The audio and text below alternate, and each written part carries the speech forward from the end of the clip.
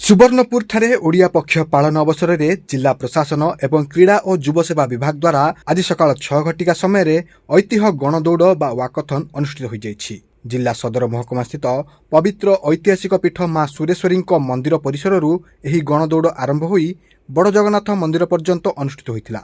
सुवर्णपुर जिलापाल श्रीमती अन्या दास पताका प्रदर्शन पूर्वक गणदौड़र शुभारंभ करथिले।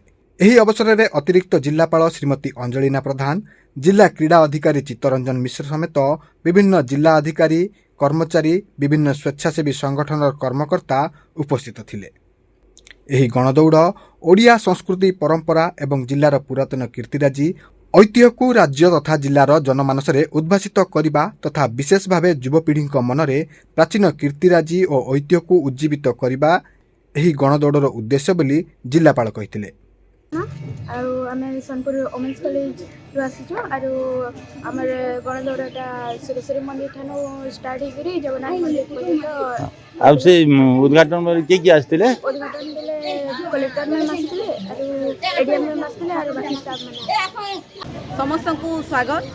आज बहुत सुंदर भाव में गणदौड़ माँ सुरेश्वरी आरंभ करी आज ओडिशार मौड़मणि प्रभु श्री जगन्नाथ निकट में आम समस्ते पहुँचीचु।